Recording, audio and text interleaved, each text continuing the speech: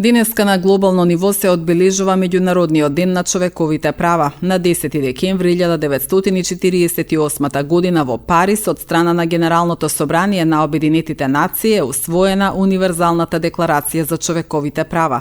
Според декларацијата, сите луѓе се раѓаат слободни и еднакви по достоинството и правата, но постои Конвенција на Обединетите нации за правата на лицата со попреченост, чија цел е да се промовира, да се заштити и да се обезбеди целосно уживање на сите човекови права и фундаментални слободи на сите лица со попреченост.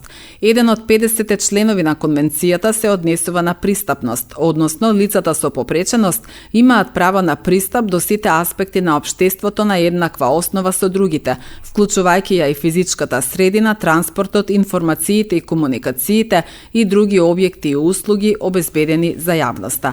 За тоа колку нашиот град, институциите, тротоарите, станбените објекти се пристапни за лицата со попреченост, неодамна разговаравме со председателката на Сдруженијето Инклузива, Благица Димитровска.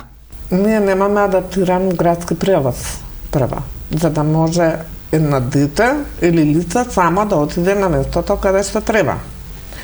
Понатаму сите наши објекти не се пристапни. Почнувајќи од институциите, сите гледаме дека основната институција, Центарот за социјални работи, има рампа од надвор, од рампата се влегува директно на скали.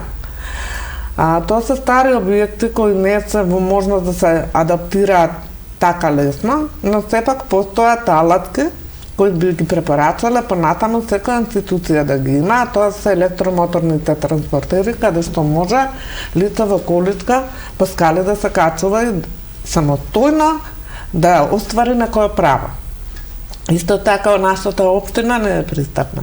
Има администрација во 4 објекти каде што никаде не може да пристапи лице со попреченост. Или не мора да е со попреченост. Мајка со дете во количка, со мало дете. Како ќе се искачи по тие скали, постојат надворешни лифтови, кои може да се постават. Во училиштата има направено рампи во повеќето училишта.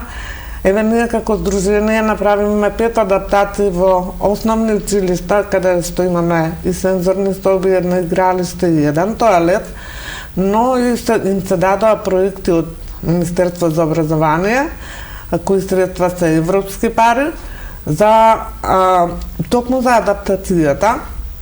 Оно што го гледаме во училиштата, рампите од надвор не се според стандардите за пристапност, нагибот е поголем од колку што треба, затоа што дали е дете или возрасен, сака сам да ја помине рампата. Не некој да го турка, но и дали тој другиот може да го истурка ако е стрмно.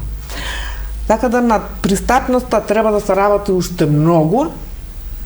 Ние постојано апелираме, дури реагираме и преку социјални мрежи, дека кога се поставуваат ивичњаци на тротоарите, треба само да се сврти за да биде пристапно.